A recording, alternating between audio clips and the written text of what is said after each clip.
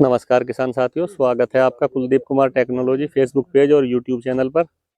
मैं दिखा रहा हूँ आज Triveni engineering and industry limited sugar unit Khatauli के सौजन्य से तिलोरा गांव में किसान गोष्ठी का आयोजन किया जा रहा है। किस पर्पज से ये गोष्ठी रखी गई है, आइए देखेंगे। आज की इस किसान गोष्ठी में उपस्थित सम्मानित किसान भाइयों, मैं देवेंद्र सिंह चीनी मिल में एजीएम के पद पर कार्यरत हूँ। मैं गेट का एरिया में देखता हूँ। आज की इस गोष्ठी का उद्देश्य, देखिए, गन्ना खेती में एक प्रजाति थी 0238।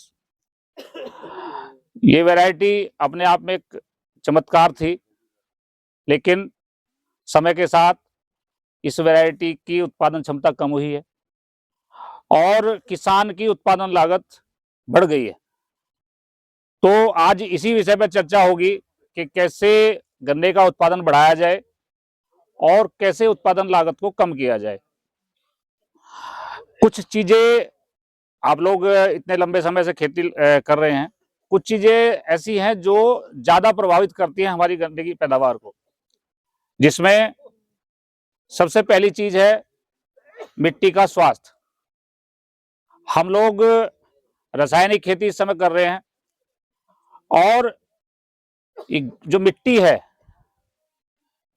ये एक जीवित चीज है और रसायनों का ज्यादा इस्तेमाल करने की वजह से इसकी उपजाऊ क्षमता धीरे धीरे प्रभावित हो रही है। और जो इसके अंदर सूक्ष्म जीव होते हैं मिट्टी के अंदर, उनका जो खाना है जैविक पदार्थ, ऑर्गेनिक कार्बन, उसकी मात्रा जमीन में कम होती जा रही है। क्योंकि पहले आप लोग सारे जानते हैं कि गोबर की खाद डाली जाती थी या हरी खाद की जुताई खेत में की जाती थी और फसल अवशेषों को भी प्रबंधन करके खेत में ही मिलाया जाता था। जो उन जैविक जो जीवाश्म थे, जो सूक्ष्म जीव थे, वो उनका खाना था। अब जैसे जैसे उनका खाना कम हुआ, हमने केमिकल का इस्तेमाल ज्यादा करना शुरू किया, रासायनिक खादों का इस्तेमाल हम लोगों ने बढ़ाया, तो उनकी संख्या भी धीरे धीरे कम होनी शुरू हो गई। अब आप सुनते होंगे एक जो है नाम ट्राइकोडर्मा। मिट्टी का उपचार करने के लिए हम ट्राइकोडर्मा का बहुत प्रचार प्रसार पिछले कई सालों से कर रहे हैं। ये पहले जमीन में खुद से ही मौजूद था। बवेरिया बेसियाना का भी एक नाम आपने सुना होगा, मेटाराइजम है, फास्फोरस सोलोबलाइजिंग बैक्टीरिया है। तो ये जो लाभदायक सूक्ष्म जीव थे, बैक्टीरिया, फंगस, कुछ और दूसरी तरह के सूक्ष्म जीव होते हैं, जो लाभदायक जीव थे, उनकी संख्या धीरे धीरे जमीन के अंदर कम होती जा रही। अब इसको कैसे बढ़ाया जाए, ये एक सोचने का विषय है।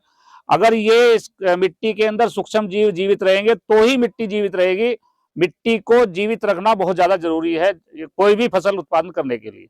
गन्ने की बात छोड़ दो और दूसरी फसलों के लिए भी मिट्टी को जीवित रखना बहुत ज्यादा जरूरी है। और इन रसायनों के ज्यादा इस्तेमाल की वजह से मिट्टी जो है वो उसकी उपजाऊ क्षमता कम हो रही है, वो मिट्टी बढ़ती जा रही है।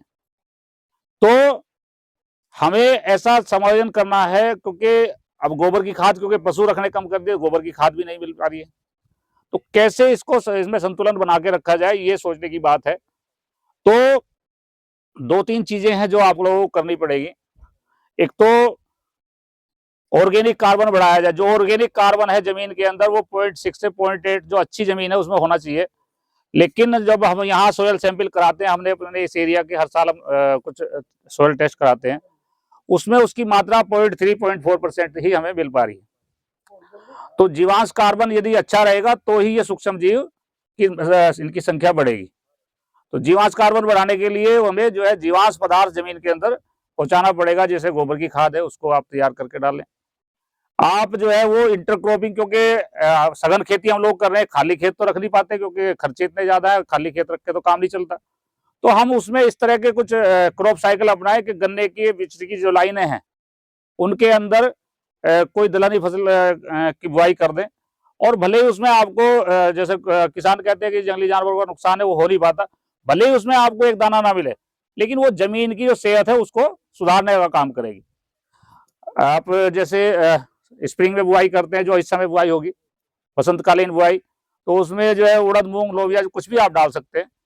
दूसरा, जो यदि ओटम में, असोज में आप गन्ने की बुआई करते हैं, तो उसमें मटर, चना या जो भी आप के यहाँ हो सकता हो, उस फसल की बुआई करें और उसमें उसका लालच ना करें कि फल मिला नहीं मिला, लेकिन वो जमीन की आपकी जो है सेहत को सुधारने का काम करेगा। फल मिल जाए तो वो बेहतर है, उससे भी जो है जो आपकी उत्पादन लागत है वो कुछ कम हो सकती है। दूसरा, भूमि को उपचारित करने के लिए, भूमि में जीवांश इनके जो है सूक्ष्म जीवों की मात्रा बढ़ाने के लिए अब हमें अलग से भी इनको मिलाने की जरूरत पड़ रही है। जब पहले हम गोबर की खाद का इस्तेमाल करते थे तो उसके साथ ये खेत में हमारे पहुंच जाते थे और उनकी संख्या लगातार निरंतर बनी रहती थी। अब उन सूक्ष्म जीवों को अलग से भी मिलाने की जरूरत पड़ रही है, जिसमें जो सबसे महत्वपूर्ण सूक्ष्म जीव है वो है ट्राइकोडर्मा। ट्राइकोडर्मा एक मित्र फफूंदी है जो नुकसान करने वाली फफूंदी है उसको रोकने का काम करती है, उसको खाने का काम करती है। तो जैसे आपने सुना होगा रेड रोट का बहुत जिक्र चल रहा है। 238 वैरायटी में लाल सड़न रोग एक आ गया, ऐसी बीमारी है जो गन्ने की लाइलाज बीमारी है। उसकी रोकथाम में सबसे महत्वपूर्ण जो सबसे फायदेमंद चीज है वो है ट्राइकोडर्मा। तो आपको हर खेत में ट्राइकोडर्मा का इस्तेमाल भी करना पड़ेगा। इस्तेमाल का तरीका आप लोगों ने, वैसे तो आप लोग प्रयोग भी कर रहे हो, लेकिन मैं एक बार और बता देता हूं। उसको कल्चर बना के इस्तेमाल करना पड़ता है। गोबर की खाद में मिला के उसको 7-8 दिन रख दो इस छाया की जगह पे, और उसके ऊपर कोई टाट की बोरी या पुराल वगैरह ढक दो, हल्की सी नमी रहनी चाहिए। और उसके बाद जब उसकी संख्या बढ़ जाए जीवों की, फंगस की, तो उसके बाद उसे आप जो अंतिम जुताई कर रहे हो खेत की तैयारी के समय खेत में मिला दें। दूसरा, कुछ और भी सूक्ष्म जीव हैं जो बहुत फायदेमंद है, जैसे पीएसबी, फास्फोरस सोलोबिलाइजिंग बैक्टीरिया कहते हैं। ये बहुत सस्ते मिलते हैं और इनको आपको जो है इनकी संख्या बढ़ा के डालने में उनका लाभ ज्यादा मिलता है। थोड़ा सा किसान जो है उससे बचना चाहता है कि ये कौन झंझट में पड़ेगा, उधर बैग लाए और सीधा कंधे पर रखकर खेत में बखेर दिया। वो आसान तो दिखता है लेकिन वो उतना फायदेमंद नहीं है, ये ज्यादा फायदेमंद है। जो आप फास्फोरस यूज करते हो खेत के अंदर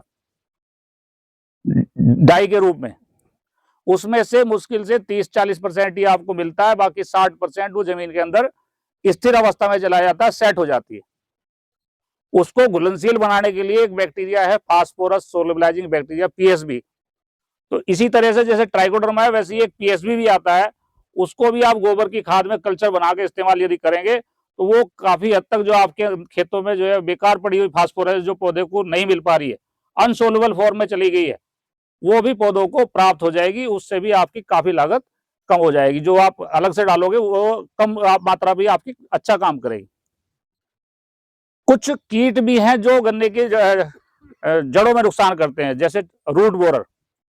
खास तौर से जैसे 118 वैरायटी में जड़ बेधक कीट का आपतन कुछ थोड़ा ज्यादा होता है, क्योंकि कीट भी है अलग अलग वैरायटियों में अलग अलग कीट का प्रकोप रहता है। जैसे वो था 238, उसमें टॉप बोरर ज्यादा लगता था, तो इसमें रूट बोरर थोड़ा ज्यादा लगता है।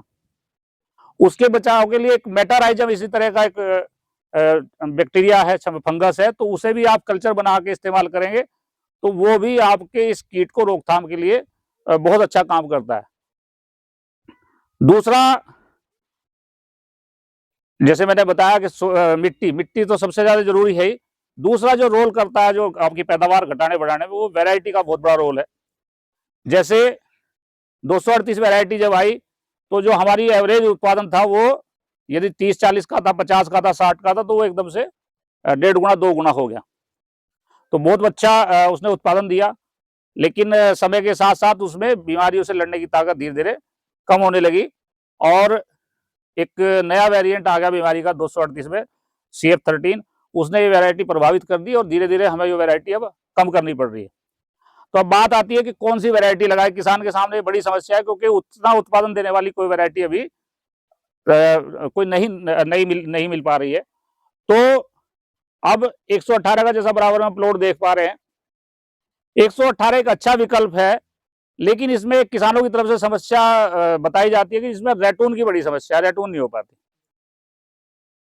तो 118 की जो रैटून है उसे करने के लिए आपको 2-3 काम एक्स्ट्रा करने पड़ेंगे। उसमें कोई बहुत ज्यादा उत्पादन लागत नहीं आएगी, बस वो आपके करने के तरीके में थोड़ा बदलाव करना पड़ेगा। नंबर 1, जब आप इसकी बुआई करें तो मिट्टी बहुत कम आनी चाहिए, गन्ने के ऊपर जो है मिट्टी कम रखें। और जब ब्यात पूरा हो जाए, गन्ने में जो 4 अवस्थाएं होती है, एक जमाव की अवस्था है जो 1 से 1.5 महीने तक होती है, फिर एक ब्यात की अवस्था है जो 1.5 महीने से लगभग 4 महीने तक होती है। फिर बढ़वार की अवस्था है वो 4 महीने से लगभग 9 महीने तक होती है। और फिर पकने की अवस्था है वो 9 महीने से फिर 10-12 महीने तक होती है। तो जो ब्यात की अवस्था है तब तक उसमें आपको मिट्टी नहीं चढ़ानी, यानी कि आप यदि मार्च में गन्ना लगा रहे हो तो जून तक उसमें आप हल्की हल्की मिट्टी रहने दें और जून में उसके ऊपर मिट्टी चढ़ा दें, तो उससे उसका जमाव जो है वो पूरा मिल जाएगा आपको। पौधे करने की बात मैं कर रहा हूं। जब पौधे में जमाव अच्छा मिलेगा, बीच में गैप कम रहेंगे, तो पेड़ी की पैदावार पे उसका सीधा असर पड़ता है। दूसरा, बुआई के समय आप पोटास और सल्फर दोनों पोषक तत्व अवश्य डालें, क्योंकि इस वैरायटी की मांग उन तत्वों की थोड़ी सी ज्यादा है। देखते होंगे शुरू में पत्तियों में पीलापन सा झलकता है इसमें, तो वो पोटास की डिफिशियंसी रहती है। पोटास और सल्फर दोनों आवश्यक पोषक तत्व हैं, वो जरूर डालें। और तीसरी बात, इसकी जब आप पेड़ी की कटाई करें तो फरवरी माह में जब थोड़ा सा टेम्परेचर बढ़ना शुरू हो जाए तब इसकी कटाई करें। और कटाई करने के बाद एक रसायन आता है इथरल के नाम से, हार्मोन से वो इथोफोन, इथरल 40 ml पर एकड़, और उसमें एक फंजीसाइड कार्बनडाजिम मिला के उसका इसके फुटों के ऊपर आप स्प्रे कर दें, और तो ये जो है इसका फुटाव भी ठीक हो जाता है। तो 118 एक अच्छा विकल्प है पैदावार में जो है, ये यही वैरायटी ऐसी है जो 38 को टक्कर दे सकती है। नहीं तो और बहुत सारी वैरायटी हैं, जैसे 15023 है, तो उसमें आपके द्वारा जो है जंगली जानवर को नुकसान की एक समस्या बताई जाती है। और भी जो वैरायटी है वो उत्पादन क्षमता अभी उनकी उतनी नहीं है, तो 18 को आप जो है लगा सकते हैं, और 18 एक अच्छा विकल्प है 38 के बाद। दूसरा, तीसरी चीज है जो जी, हाँ, तीसरी चीज है जो पोषक तत्वों का प्रयोग हम करते हैं, संतुलित उर्वरकों का प्रयोग।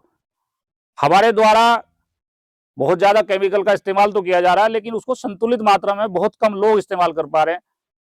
किसान जो है वो यूरिया और डीएपी 2 खादों का ज्यादा इस्तेमाल कर रहा है, जबकि अगर उनकी अलग अलग कैटेगरी बनाए जाए तो 3 मुख्य पोषक तत्व की श्रेणी में आते हैं, नाइट्रोजन, फास्फोरस और पोटास।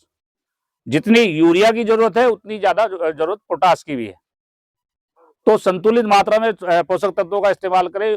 आप यूरिया का इस्तेमाल कर रहे हो नाइट्रोजन के लिए, डीएपी का इस्तेमाल कर रहे हो फास्फोरस के लिए, पोटास का इस्तेमाल भी अवश्य करें। पोटास क्योंकि थोड़ा सा महंगी है, तो चीनी मिल द्वारा भी आप लोगों को उपलब्ध करवाई जाती है, उस पर कुछ छूट भी हम लोग देते हैं, पिछले साल भी दी थी, इस साल भी देंगे। फिर कुछ पोषक तत्व सेकेंडरी होते हैं जो सूक्ष्म पोषक तत्व की श्रेणी में आते हैं, उसमें सल्फर, कैल्शियम, मैग्नीशियम, ये कुछ तत्व हैं। तो सल्फर भी गन्ने के लिए बहुत आवश्यक है, सल्फर का इस्तेमाल करें। कुछ सूक्ष्म पोषक तत्वों की भी आवश्यकता पड़ती है, तो वो एक मिक्सर आता है माइक्रोन्यूट्रिएंट मिक्सर के नाम से, उसमें 4-5 तत्व होते हैं, उसका इस्तेमाल भी अवश्य करें। यदि आप संतुलित पोषक तत्व डालेंगे तो आपकी उत्पादन लागत भी घटेगी और आपका पैदावार भी बढ़ेगी। तो ये मैंने जैसे बताया, बाकी कुछ बीमारी और कीट भी हमारी जो है वो उत्पादन लागत को प्रभावित करते हैं, उत्पादन को प्रभावित करते हैं, और बाकी वक्ता भी हैं वो बताएंगे। मैंने 3 चीजों पे आपको बताया, संतुलित मात्रा में पोषक तत्वों का उपयोग, उर्वरकों का उपयोग, दूसरा मिट्टी की सेहत और प्रजाति। बीज की जहां तक बात है, जैसे मैंने बताया, कोई भी वैरायटी है उसमें बीज का अहम रोल है। हम बीज बोएं, गन्ना ना बोएं। आमतौर पे जहां हम गन्ने की छिलाई करके खेत में बेचते हैं, उससे खेत से मिल में बेचते हैं, वहीं से हम गन्ने की कटाई करके बुआई भी कर देते हैं। गन्ने की बुआई करने से पहले हमें अपने यहाँ हर किसान को नर्सरी बनानी पड़ेगी। हर किसान के पास अपनी एक नर्सरी जरूर होनी चाहिए। नर्सरी क्या है? यदि आपको 10 बीघे की बुआई करनी है तो 1 बीघा की नर्सरी आप जरूर रखें। 20 बीघे की बुआई करनी, 2 बीघे की नर्सरी जरूर रखें। यदि आपने बीज अच्छा कर लिया तो निश्चित रूप से आपकी पैदावार अच्छी होगी, और बीज का जो अगर जमाव अच्छा हो गया तो आपका लगभग 40% काम, 50% काम वहीं पूरा हो जाता है। और जमाव के लिए अच्छे बीज का होना बहुत ज्यादा जरूरी है। बीज को हमारे सचिव साहब हमारे बीच में पहुंचे हैं, बहुत बहुत स्वागत है।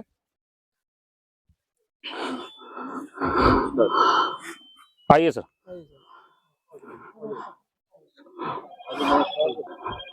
तो बीज की जहां तक मैं बात कर रहा तो अच्छी नर्सरी आप अपने यहाँ जरूर बनाइए। नर्सरी में करना क्या है कि आपको जो है वो थोड़ा सा लेट उसकी प्लांटिंग करें और बुआई करने के बाद उसकी अच्छे से देखभाल करें, उसमें कोई गन्ना बीमार या रोग ग्रसित ना हो।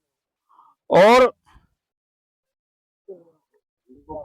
जब तक मिल चल रही है, जब तक कोशिश करें कि ऊपर का 1/3 गन्ना आप बीज के लिए इस्तेमाल करें, बाकी गन्ना चीनी मिल में सप्लाई कर दें और उस गन्ने को उपचारित करके बुआई करें, क्योंकि बहुत सारी बीमारियां जो है वो गन्ने के जो कटे हुए सिरे हैं वहां से उसके स्पोर घुसते हैं, बीमारियों के स्पोर घुस जाते हैं, जिससे वो गन्ना आगे जाके उसमें बीमारी का प्रकोप बढ़ता है।